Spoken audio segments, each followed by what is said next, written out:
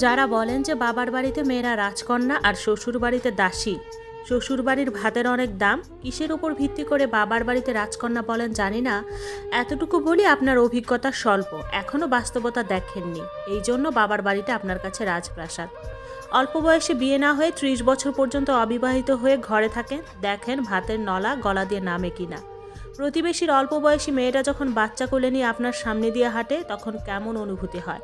আপনার জন্মদাত্রী কিভাবে আপনাকে কলিজা ছিঁড়ে আঘাত করা খোঁটা দেয় বয়স বেশি হয়ে যাওয়ায়? কোনোদিন প্রতিবেশীর খোঁটা শুনেছেন?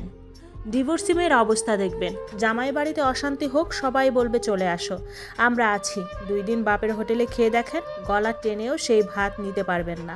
আপনি যা আদরের কন্যা, দেখেন আপনার কিং বাবা আর কুইন মা উঠতে বসতে কিভাবে খোঁটা দেয়। আর যদি ভাইয়ের হোটেলে খান, ওইটা ভাত মনে হবে না, বিষ মনে হবে। আর আপনি যদি কালো হন, আর কি বলবো, জন্মের পর থেকেই শুনবেন আপনার কোনো গুণ এই সমাজ দেখবে না। তাই আপনি যতই বলেন না কেন বাবার রাজকন্যা আপনি, আসলে কি তা এখনও জানেন না। সব কিছুর একটা নির্দিষ্ট সময় পর্যন্ত মূল্য থাকে, হোক সেটা মানুষ কিংবা পণ্য।